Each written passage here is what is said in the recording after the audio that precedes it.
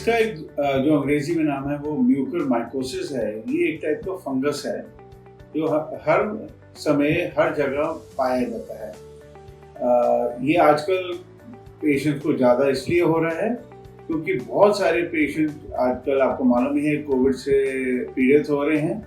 तो एक तो कोविड पेशेंट की इम्यूनिटी डाउन करता है, साथ में जो इम्यून रिस्पॉन्स है कोविड का उसको कंट्रोल करने के लिए बहुत लोग डॉक्टर्स को स्टेरॉइड देना पड़ता है। तो स्टेरॉइड और कोविड दोनों मिला के एक ह्यूमन की जो इम्यूनिटी है उसको डाउन करते हैं।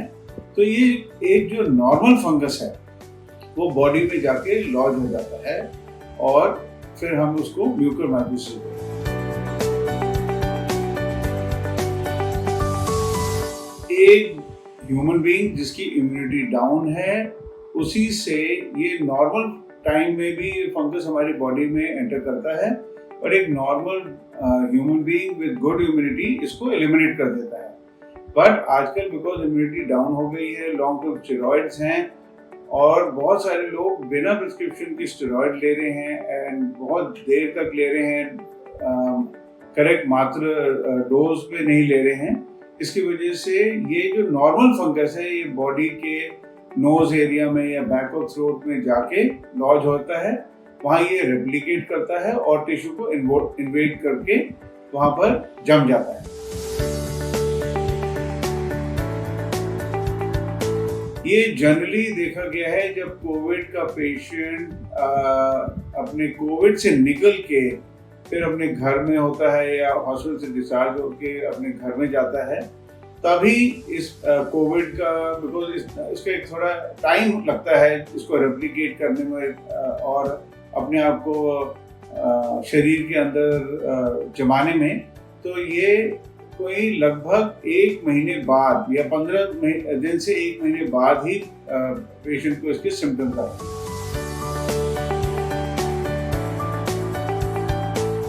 इसका आइडियली जो सबसे अच्छा उपचार ये है प्रिवेंशन। आपको मालूम ही होगा prevention is better than cure.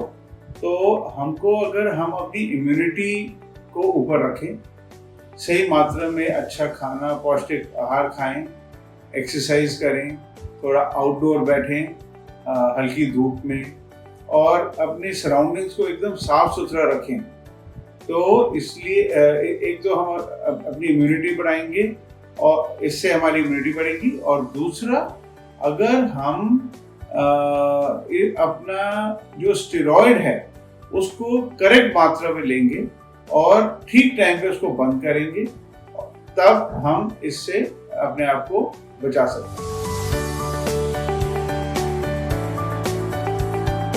तो ये ब्लैक फंगस जब बैक ऑफ थ्रोट में हमारे नोज के पिछले हिस्से में साइनसेस में घुसता है और साइनस में और हमारे जो ऑर्बिटल स्पेस है उसके बीच में एक हल्की सी बोन ही होती है, तो जब ये उसको इन्वेड करके आंख के पिछले हिस्से में जाता है तो बहुत ही ज़्यादा हानिकारक होता है ये आंख के लिए।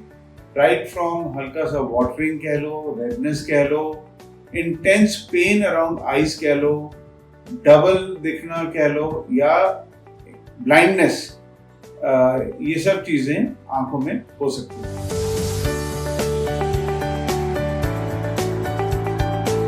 ये एल्डरली लोग जो हाई लॉन्ग टर्म ऑक्सीजन के सपोर्ट में रहे हुए हैं, लॉन्ग टर्म स्टेरॉइड में हैं, जिनको कैंसर्स हैं, जिनकी ट्रांसप्लांट्स हुए हैं और बहुत सारी और डिजीजेस हैं जहाँ पर हम अपने इम्यून सिस्टम को मॉड्यूलेट करते हैं, हम अपने इम्यून सिस्टम को कंट्रोल करते हैं और डाउन करते हैं।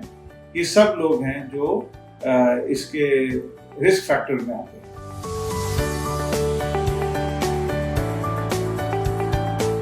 जैसे मैंने आपको पहले बताया कि हमको अपनी इम्यूनिटी बढ़ानी है और अपनी सराउंडिंग्स को साफ रखना है और अगर आपको हल्का से भी शक हो तो अर्ली डायग्नोसिस का इसमें बहुत महत्व है, क्योंकि जितनी जल्दी ये डायग्नोज होगा उतनी जल्दी हम सक्सेसफुली इसको ट्रीट कर सकते हैं।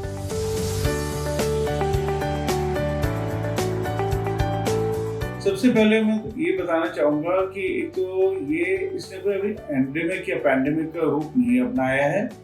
तो इससे इतनी डरने की ज़रूरत नहीं है। मैं ये ज़रूर बोलना चाहूँगा कि बिकॉज इस वक्त कोविड बहुत फैला हुआ है, इसीलिए ये ज़्यादा लोगों में पाया जा रहा है, बट अभी वो भी मात्रा कम है।